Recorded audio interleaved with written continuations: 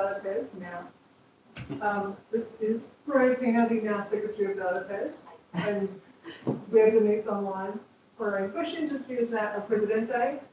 Congratulations, Denise. Hello, everybody. Thank you. So this is our first event of the new Data Pairs year, and we have Geoff Matt here from Echoview, who is an old friend of Data Pairs. You may remember him from a seminar of the same name last year. It was a different seminar. I don't know why I chose the same name. But I thought this title was a little relevant given the recent discussion of PhD stipends, general dissatisfaction, maybe someone who will be looking for an escape. So Geoff is here to tell you how to escape, but also tell you, reassure you that your skills are valuable, even if you may not feel like they are. So take it away. Let us know online if you can't hear us well. We'll try and do something about it. And if you have questions, put them in the chat. Cool. Thank you. Okay. I have shamelessly stolen Lisa's title for the talk because mine is more dull, but I thought it's very connected. So yeah, I'll basically just be talking to you about how you can essentially move into what I would call the commercial sector rather than academic research, and all the benefits and drawbacks potentially there all. So I'll just tell you a little bit about who we are, in case you don't know. We are Echoview Software. We are an engineering software company that uses the Echoview utility for people who do research work with sonar, sonar sort of systems they use on the investigator here. But we're all around the world. We are the leading company in the world to do this sort of research. And we are based about 300 meters up the road in Battery Point. We are used worldwide, sonar data research, and we employ people just like you. And you may not know that, but there are plenty of companies who will employ people who are at the research scientists. So that's why I'm here to talk to you guys. And I'll just quickly go through what we're going to cover. First, fundamentally, what I mean by a commercial company rather than a research agency. We're going to talk about why you might want to move to a commercial company, why you might not, why you may think it's impossible to do so and are not correct. And any unfair generalisations like academic sciences and non-profit organisations. Okay. Before I go any further, I will give you some disclosure that I am a manager for a commercial scientific software company, and I employ people like you guys, and so I'm somewhat compromised. I will try to give you unbiased opinions about why you should or maybe should not move into the commercial sector, but obviously part of the reason I am here is to prove my company to the nice scientific dudes who get to work over. But I'm also a scientist who works in the commercial sector. Now, I am not, even though I work for a software company and manage our software development team, I am not by trade a software engineer. I'm a physicist, physics degree. I've been showing off to Miriam our marketing head. I've worked with the Space Agency and CERN in Switzerland doing proper science, and now I do commercial stuff. So I'm actually a reasonably good example of how someone with a science qualification programming one can do commercial software. Okay. What do I mean by a commercial company? Okay. So obviously the sort of most simple explanation is it's a company that sells a product or service to make money rather than doing interesting work because it's interesting or forward to the scientific knowledge. Because of it, we have to make money to pay for what we do. And this is a fundamental difference between a research agency or government-funded agency like CSIRO functions compared to us. We only can afford to do what we do, sell our products and make money from it. And that means we place a lot of significance on efficiency and employee time.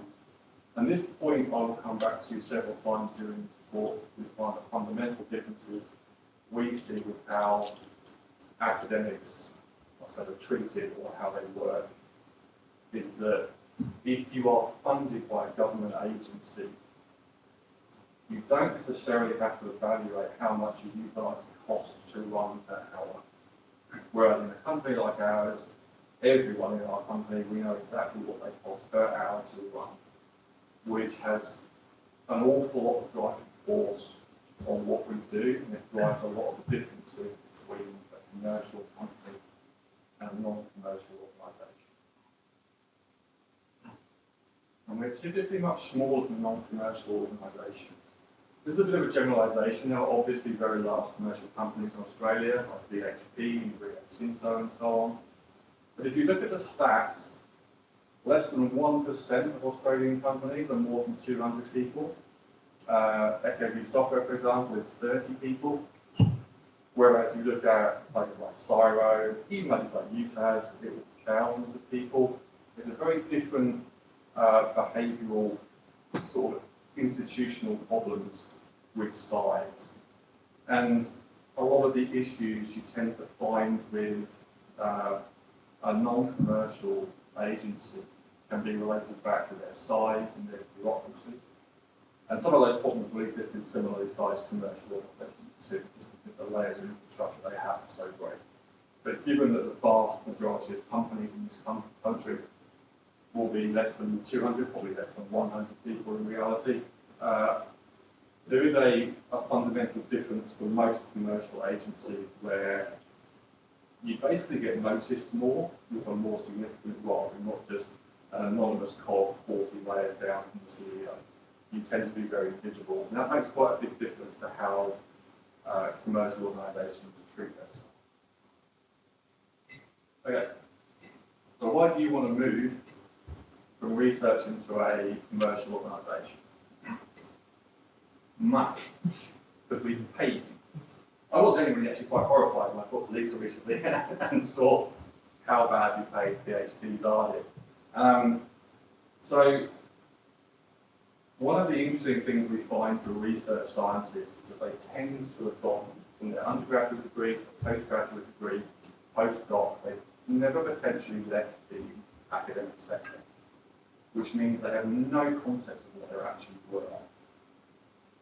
Now, in my world, we do know how much people are worth because we have to effectively compete with other companies to get decent stuff.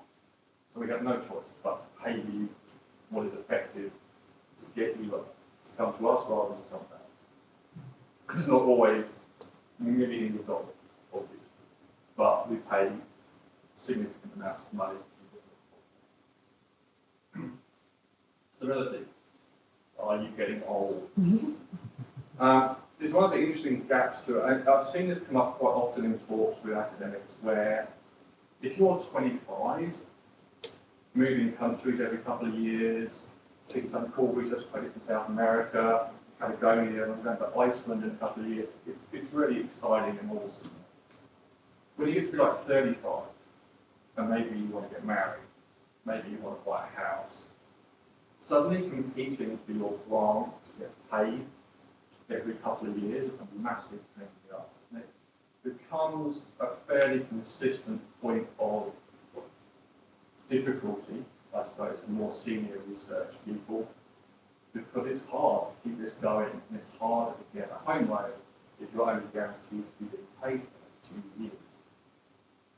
Of course, if you come and work for us, it doesn't work like this. Like, if you come and work for us, it's an infinite ongoing full-time contract with pay ad infinitum while you're doing the job. So the stability argument is not irrelevant, and it is quite a common way to take people away from it. You get value out of seeing someone use a thing that you've made. This is usually a description that stands out if anyone ever said it to me in an interview, because it means you have a certain mindset of engineering. It's what I would call engineering, which is that you're more, well, maybe not more interested, but you get value, you get satisfaction building a thing and seeing other people use it. When you build a utility, people like you guys use it, people all the world use it. It's very satisfying to see them use something you create.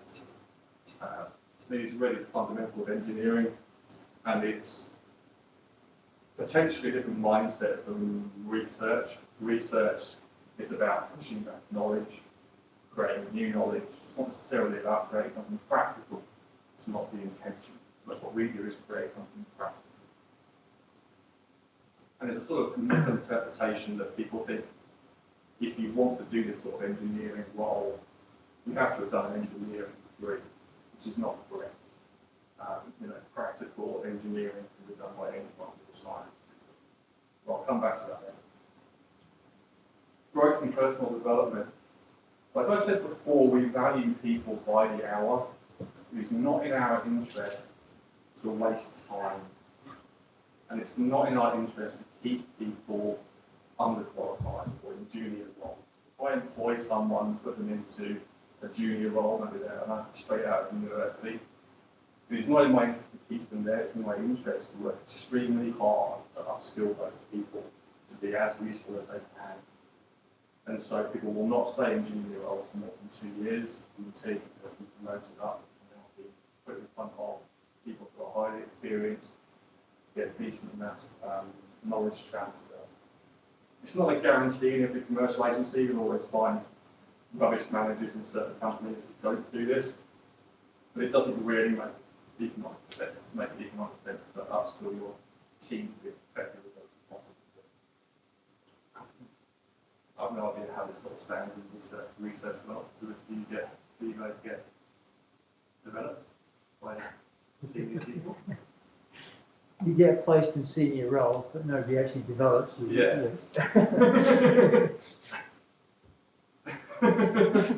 So yeah, I mean, it's a big deal. This, yeah. In theory, you bring someone in, we upskill them. Bring someone else in, that upskilled person is then mentoring a new person in leadership skills. We keep rolling. My boss, happily tells me that his primary goal is to make himself obsolete, which is effectively the truth. Like, if I do my job brilliantly, I can go away for a month, my team can run around. I should not be necessary. I should upskill my team around. And that's nonsense. Again, when I talk about us valuing people by the hour, and I'm looking at Lisa's laptop here, there's no interest in us, for example, letting people run on an old computer that's slow or fixing problems. We wouldn't do it. It's not worth the loss of your time. We're losing time every week with your computer crashes, with the computer's slow.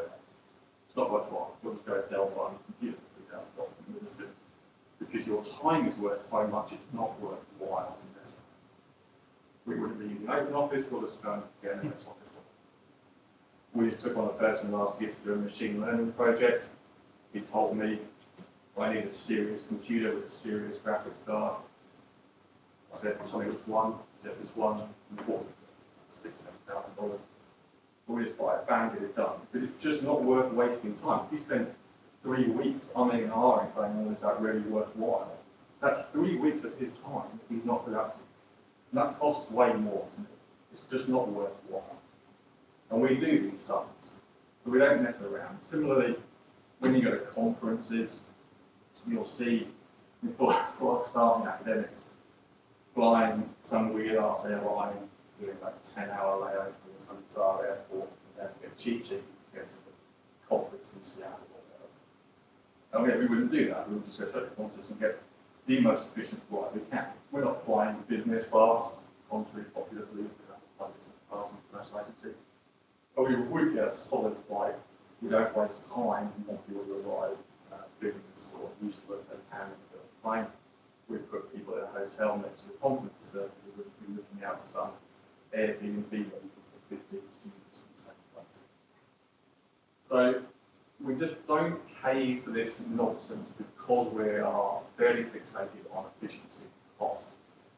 Whereas if you work for a government agency like CSIRO, and I will put people like UTAS under the same sort of moniker, even though arguably they run as a commercial agency, they don't really get active funded, of course, when UTAS does purely commercially.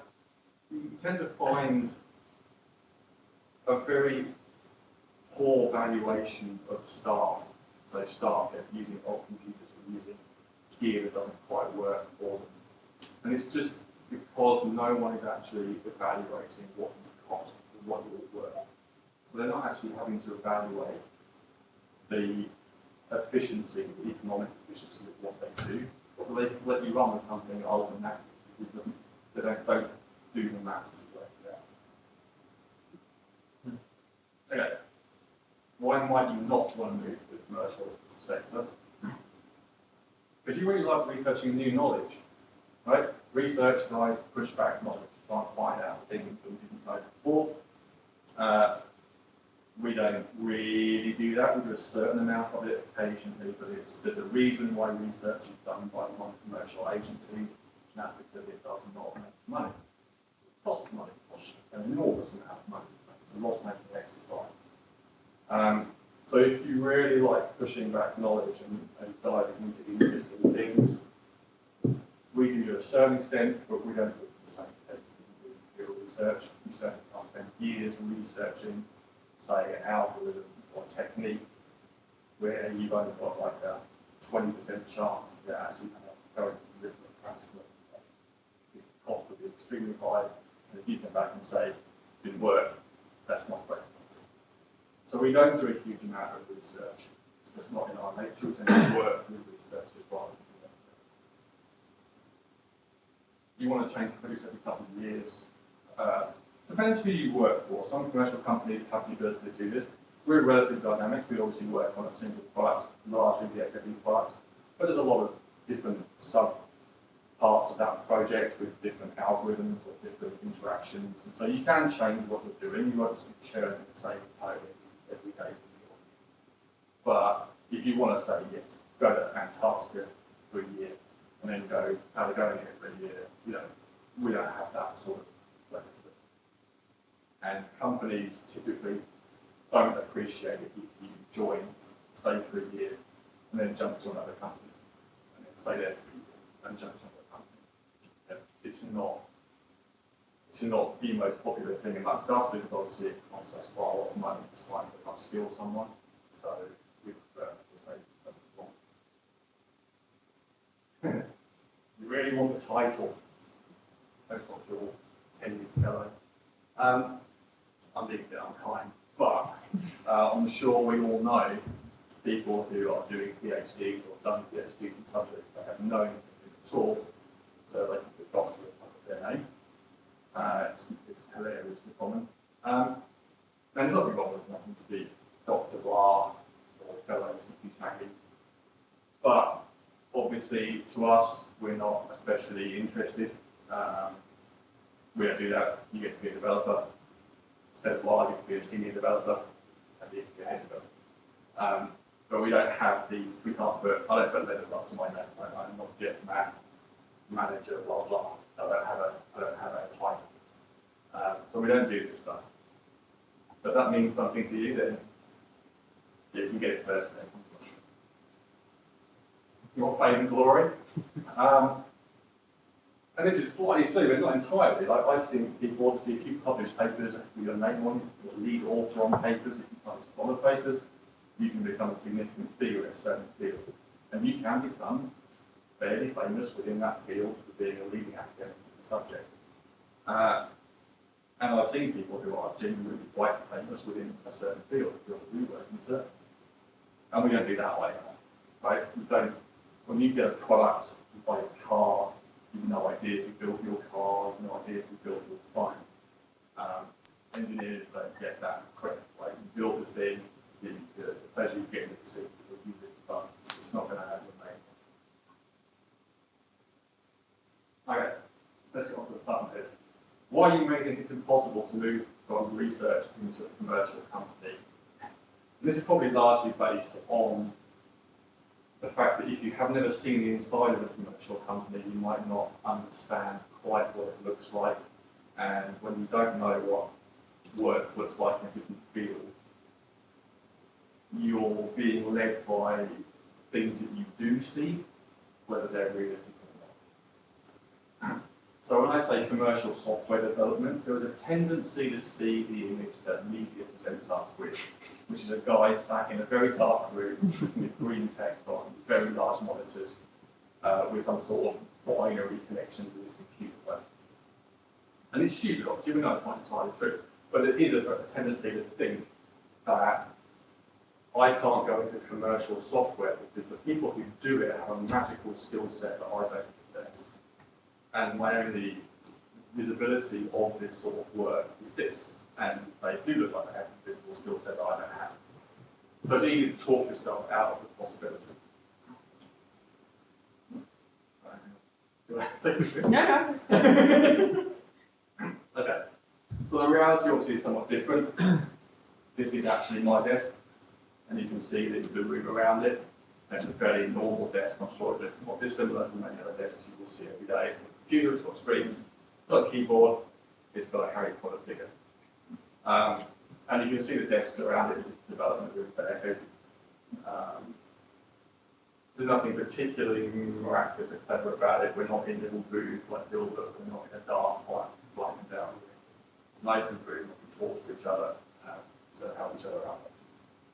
So it looks much more like a normal office.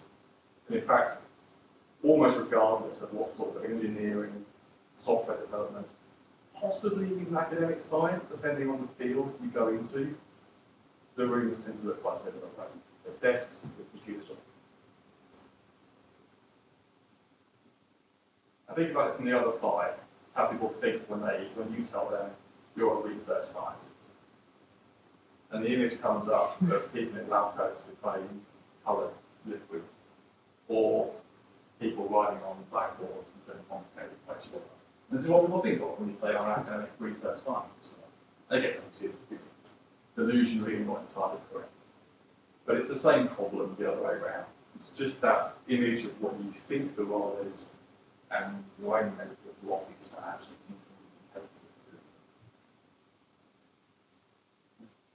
So, valuing your skills is a good part of whether one believes basically you can do it. Not having the correct degree. I've had a few conversations with this group, Lisa, and a few talks I've done. There's been a few things that have come out. And we've actually adjusted our job adverts based on some of the feedback from you guys. And one of them is this, not having the right degree. My degree is in, well, I'm qualified in physics. Can I apply for a software company that makes, some sort of utility that people use? Or your degree is in biological science. Can I move into someone who writes professional software? And it's very common to think, no, I can't, I'm not qualified, I don't have a programming degree. And it's nonsense, okay? It's not correct. If you look at the ads carefully, the sort of things that I do, they will say, you must have a degree in computer science or equivalent. Now, I'll show you an ad in a minute. I have an ad, because I have an ad currently live, is live, where we actually reworded that because the feedback we've got was that you don't necessarily know what I mean by or equivalent. What I mean is, you've got a science degree. That's all. You have a science degree. It doesn't matter if it's in programming, physics, mathematics, biology, or whatever it is. You just need to have what we're looking for really is tertiary education in science, understanding the science of the model. So I'm in scripting. I'm not a coder, I don't have a program. I'm here to tell you that scripting is programming, it's the same thing. There is a difference between certain different kinds of programming. I commonly talk about what I call infrastructural programming and algorithmic programming. Infrastructural programming is the more hardcore stuff, as people are writing the infrastructure for the whole program. But algorithmic coding is coding in calculations, user interactions, graphs, output export systems. And these are things that you're effectively doing every day in your scripting. You just don't realise it. You don't have to be an infrastructural programmer. I am not an infrastructural programmer. I hire a guy who is. He's much better at it than I am. And I write code, algorithmic code, within his infrastructure. So again, it's not entirely obvious, it's not advertised. You don't have to be the person who's like the whole infrastructural basis of something like Excel. You can be the person that writes the Fourier transform calculation. communication.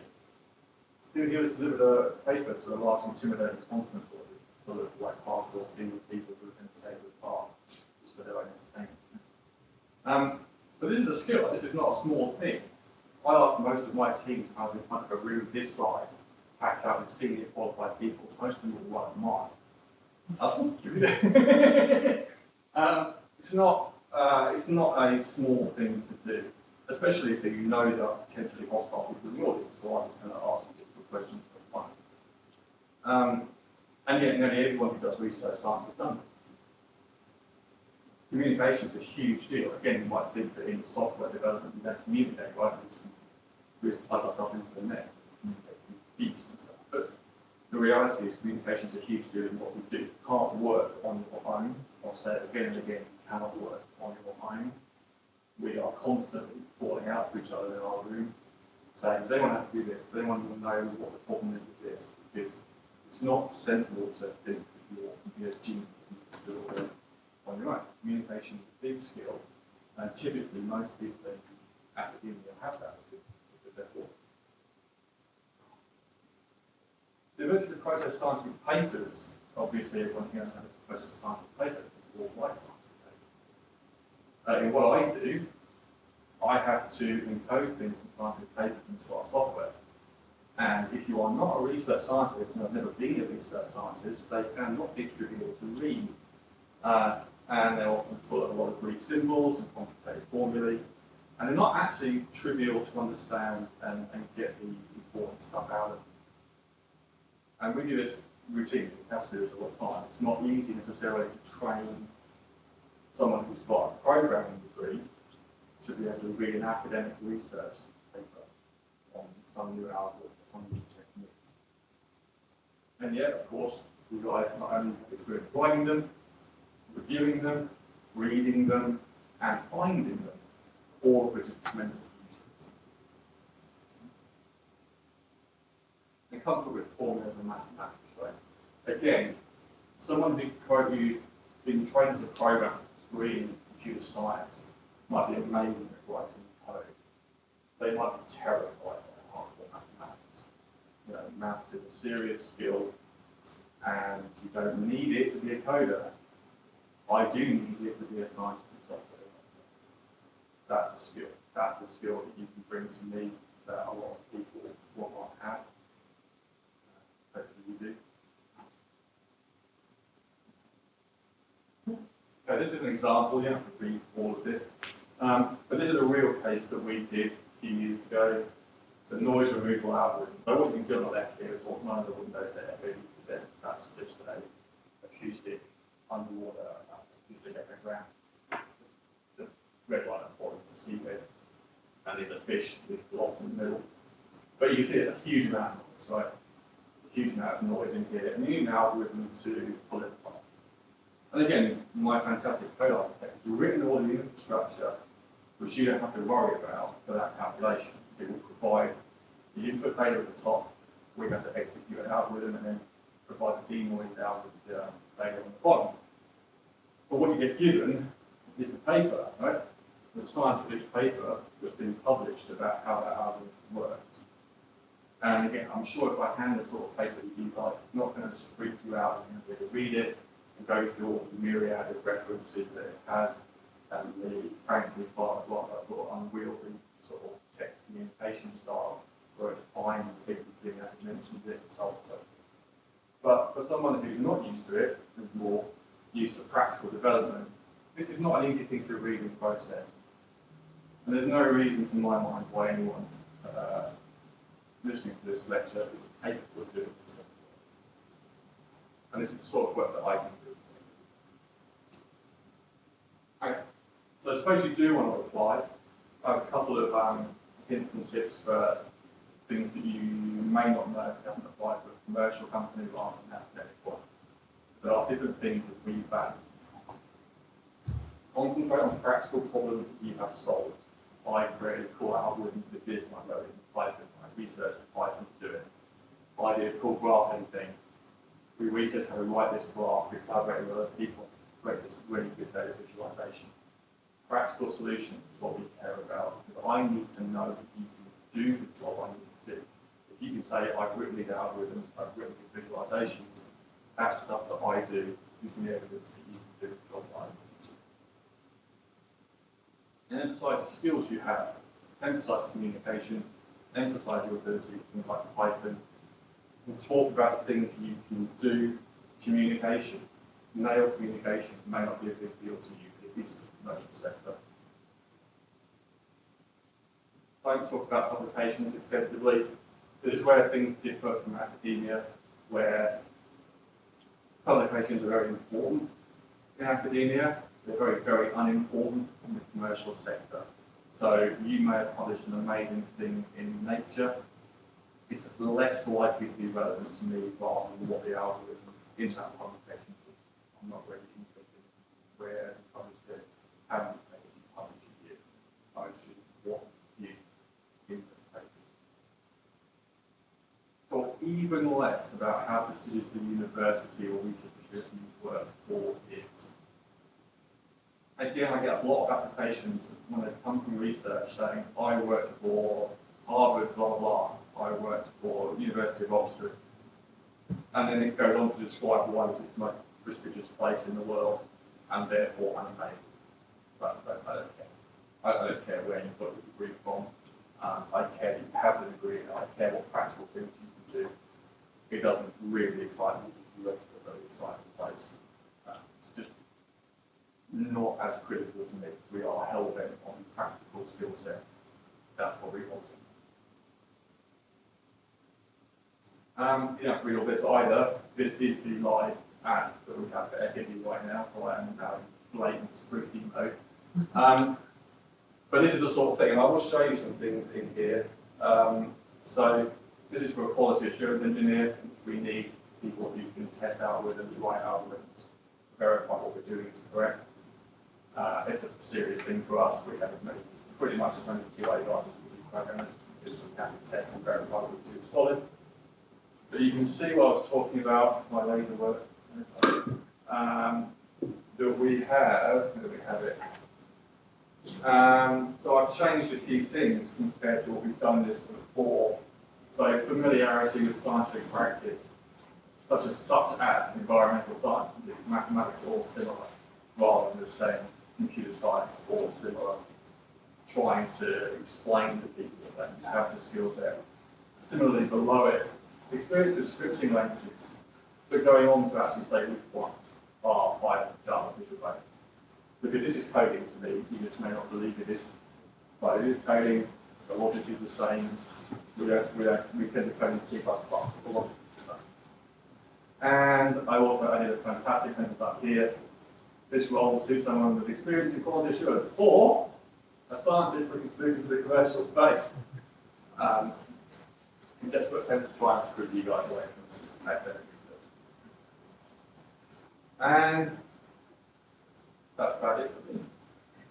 Does anyone have any questions or CVs they like?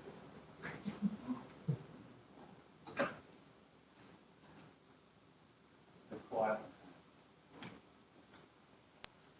You work for me in my room. For the people online, if you would like to ask a question, you can either type them in the chat and I can read them out, or you can just unmute yourselves. Is there a situation where you would consider someone is overqualified, like several postdocs, and then that person would just change their minds and decide to move commercial? No. It's an interesting point, the overqualification argument. The only reason anyone would consider normally that someone's overqualified is if they're a flight risk. So whether you see someone who will rapidly change jobs because they're so desirable they can be poached somewhere else. But realistically, you have to be fairly odd in my circumstance to turn someone down because they're going to be too good at the job. That's a slightly odd thing to do. So from a sort of efficiency perspective,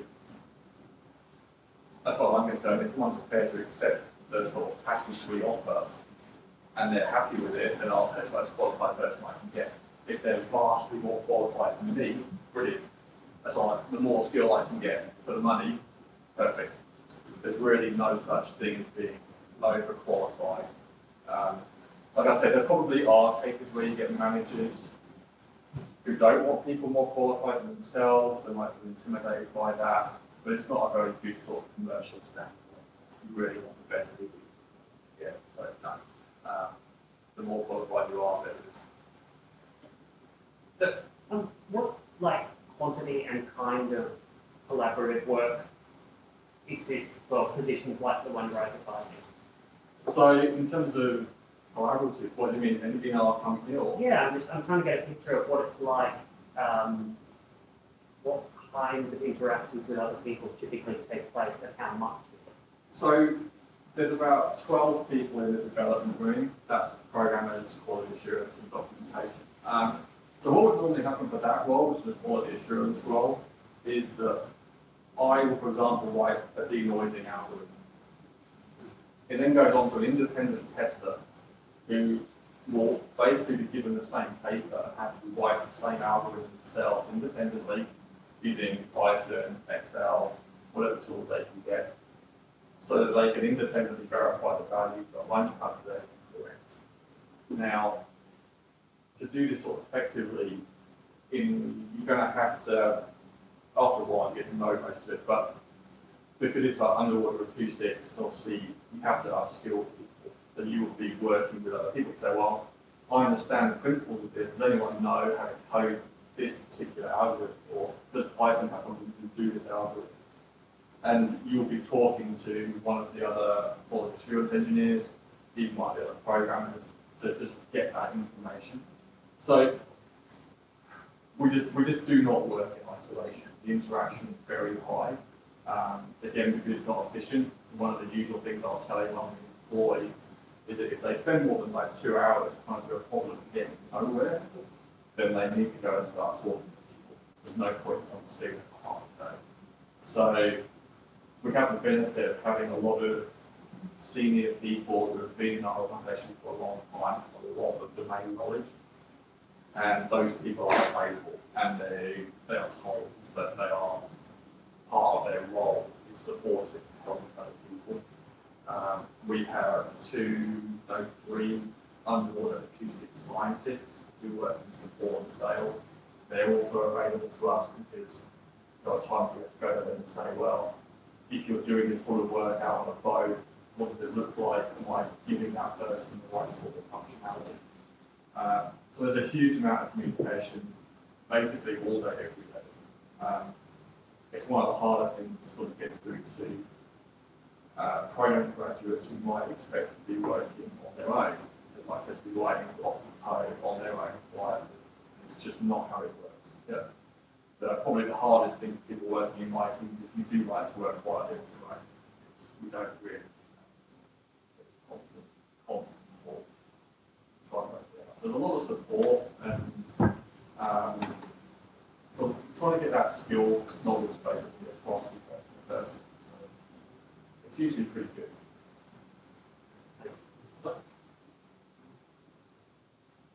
Yeah. You mentioned stability.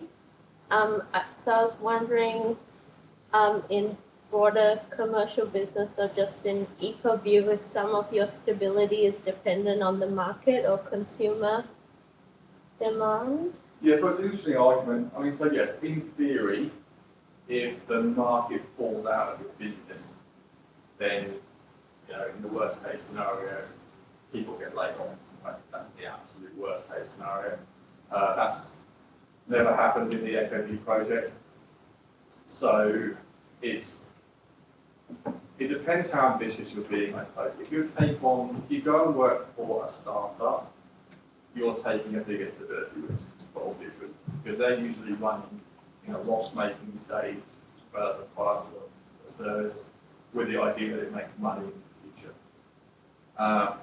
Something like us, we're a market leader, we basically dominate. It's not a huge market, but we dominate that market, so we're pretty stable.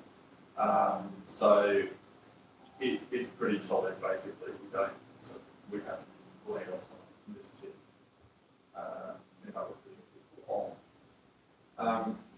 So it's sort of hard to date. There's always a risk of it, but it has to.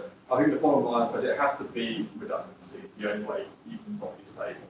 I can't just say, I don't want you working for me anymore, alive. You can't legally do that.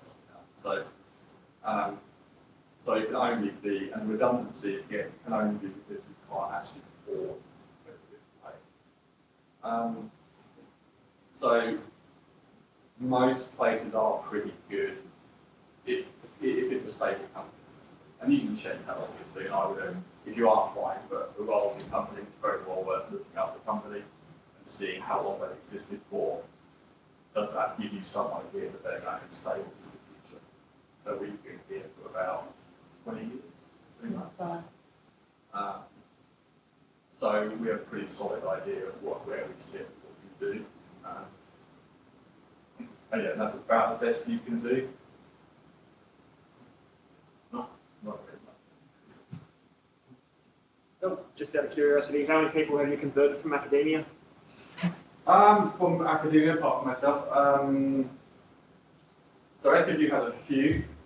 We have our training and support guy who's an acoustician working, I think someone said a styro.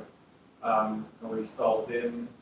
We have a senior acoustician who we stole from Northeast America, Maine, who works for us. My products manager, who I work alongside, an ex-academic scientist in marine biology. So, fair few. Yeah, we're a fair few. One of the interesting things we found, one of the reasons I'm doing this talk, and I talk to Lisa all the time, is us trying to work out how to target you guys. Because we were finding that we were putting job ads up and not getting applicants, and we couldn't work out why. And one of the key things we did realise, after literally by throwing the question out, was that were scientists. So we were putting up things like software developer, quality assurance engineer, and I said, why aren't you guys applying for my jobs? You know, like in the battery point, essentially work. And the response was because we only search for scientists and your ad doesn't come up. So we changed the ad, and I made very sure when I changed this that if you search for scientists, you can see which block comes up. So I've been trying to sort of actively target you guys because it's a good skill set for me to have scientists and programmers. Because I can skill share between the two. I can get science knowledge into my programming team, and I can get programming knowledge into my scientist team. So trying to do that. So I would like to get a lot more. I think it's pretty interesting. I was in one of the courses we had the other day. It was just a recent intake of postgrad students, and I think they put up an option, and 75% of them wanted to stay in academia. Yeah. So it would be interesting to see like how much conversion actually take place. Yeah, it's an interesting problem. I mean, I don't know how much you vary between. Like, it's hard to steal someone away if they're halfway through something like a PhD, because obviously you're effectively winning that chance to finish that and get that qualification. That's difficult.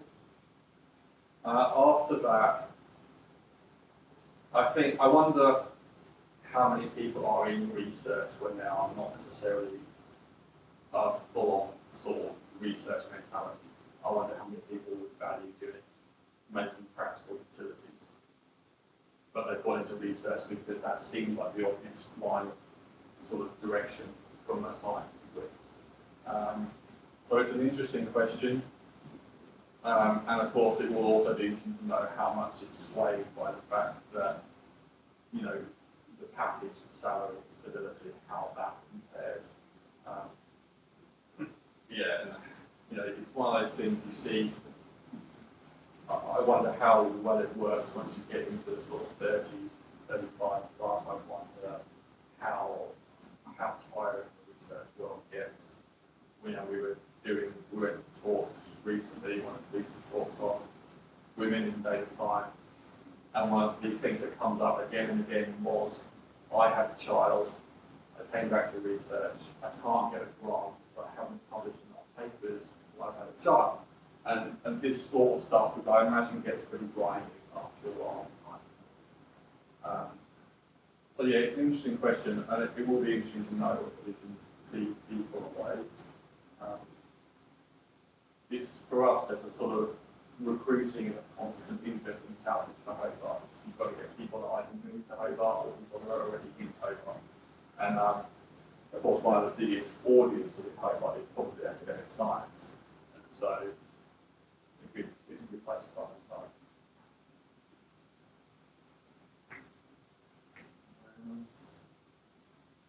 What kind of jobs would you have that aren't programming jobs that you think scientists might be good for?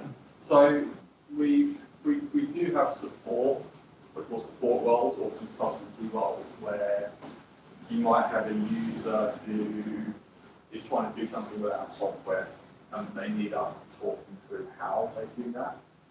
Or they might even be prepared to pay us to do the work in our software for them. That happens, both of those things happen, and we have dedicated scientists on payroll who do that work.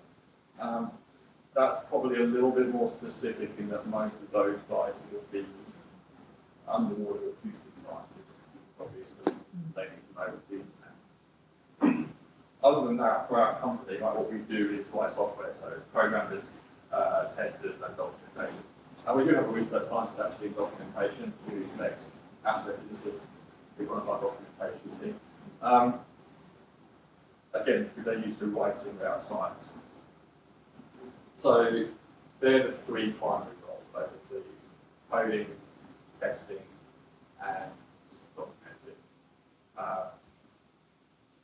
We also have a sales team, but those who haven't been in a commercial company that sells things, sales teams are very different people. They stand out, sales team, and their little skill set is not something generally transfer into. They're a different kind of person involved in that. But most of our company is coding and testing. Yeah, well. No. You've talked a little bit about the appeal to you, the sort of people in their 30s, now sort of like early to mid-career scientists.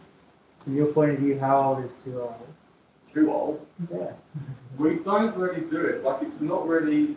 There are probably companies where managers are a bit of an arse about it and don't want to take anyone over like 45. Just because, like I said, potentially the argument is from the efficiency. It's illegal, by the way. You can't actually do this and not hire someone because they're too old. But the argument is that if you're say 50, the gauge is, well, I might only have you 10 years. Is it worth my while putting more time into? Not many people who have done a management job in the commercial sector would have that opinion, under the grounds that typically, Hobart's a little bit different in this, just because of the population size, but most commercial companies don't anticipate holding staff for more than maybe, you hope for 5 to 7 years maybe, would be fairly average. At Echoview and probably in Hobart generally, it's a little disproportionate if you look at to stay longer, but that's probably because there's not so many other companies you can go to. But you tend to anticipate hiring, I need someone for like 5 years. I had a staff member of this role, in fact, that I'm replacing, I did with us for 4 years before they left. Hugely productive staff member, did amazing work in the solid team. But I'm not here thinking, oh my God, they left home 4 years. A terrible waste of my time upskilling with my rock. It was a huge amount of functional work. And they were, they were older than me. But so the idea that I won't hire someone who's 55 is ludicrous to me, because that's still, even if they retire at 60, that's 5 years I could have that person for. And that person has skill set. They come in with a skill set that matches the role. Really. Not least because having some diversity in the company is also a great idea. We have, like I said, 12 people in the room. You're really trying to get a good diversity. I don't just want a bunch of 28-year-old male programmers. I need gender diversity, nationality diversity, age diversity, because it's just the best way to get a mixture of ideas. So I don't really have it, and it's arguable in the scientific domain where you're employing people for these sort of roles. It looks like this industry would be the most populous industry in the commercial world, because we all have tech all over us, so we've got phones, computers, God knows what technology all over. But in reality, the engineering staff set has been diminishing for years. Less and less people do engineering degrees to do this sort of scientific work. So you can't, even if you were a complete artist, you can't really be that ageist. You need people who have the skill set. And so it doesn't really hold.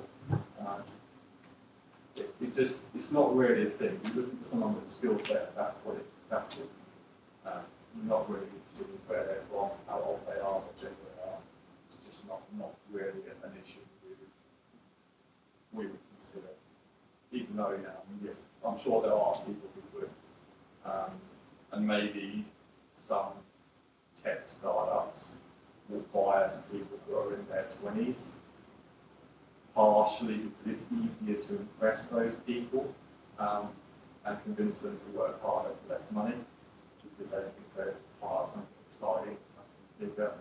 It's how Google and Microsoft employ, because they convince people that this is a big thing. When you want to work for Google, it's a cool thing. Get people to work a bit more, so they get a lot of young people under those grounds. You go to someone who's 45 and say, I want you to work this many hours for this much money. They'll say, no, I'm not doing that, sorry. So I won't say it's never a thing, but we certainly would consider it our age discrepancy through the development team. We can go from early 20s through to 60-something in my team, which is 9 people. So our age range is pretty extreme. That's a good thing. One of my biggest moments is trying to get decent diversity.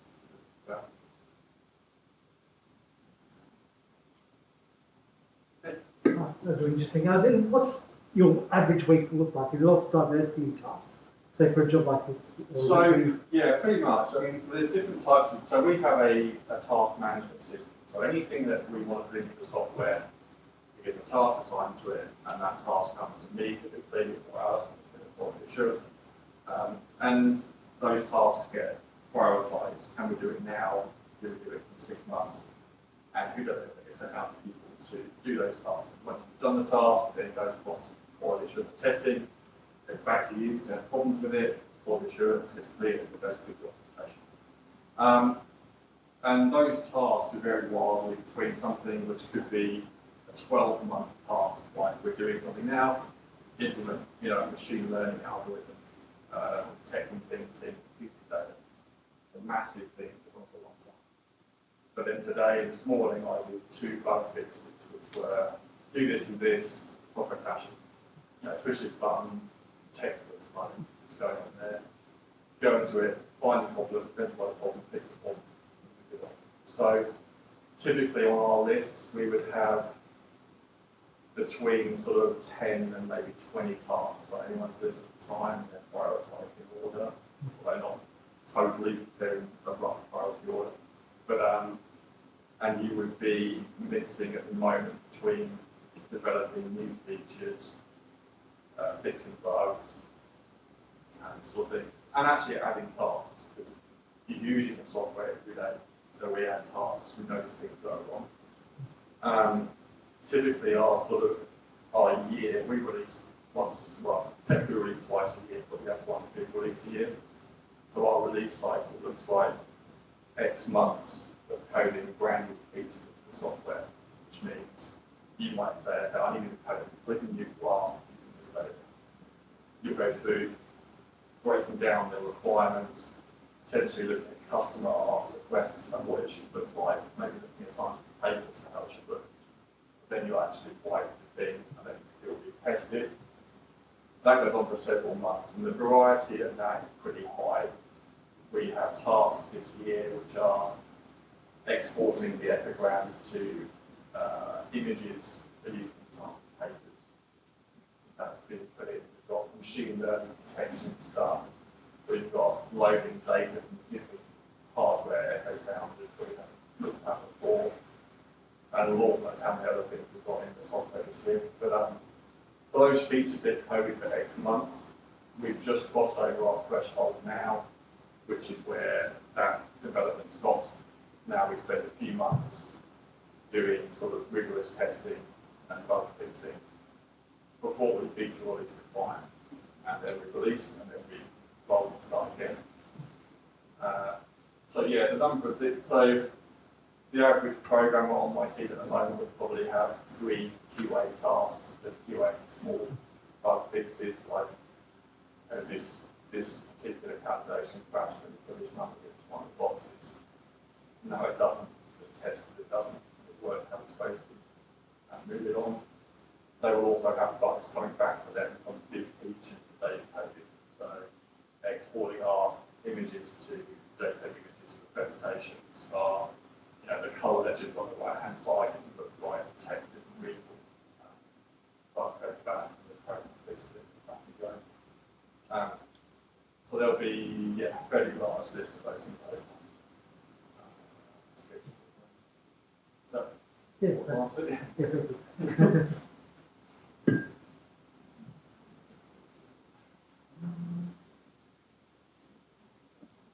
Nothing online? Nothing online, I hear. No, we don't have any questions in the chat unless someone wants to actually turn on their microphones and ask a question.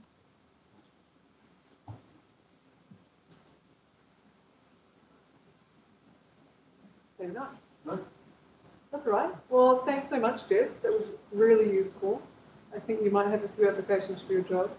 Go up to until Friday. Find out. So let's also thank you, Geoff, once again for coming in.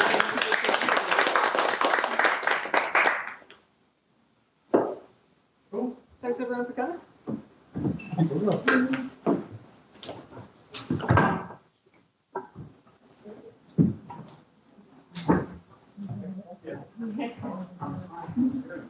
Oh, yeah.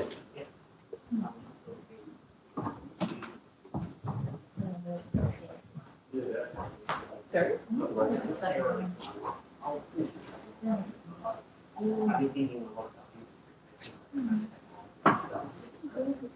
Yeah, it's interesting, like the science of developing code outside of science. Yeah, I think my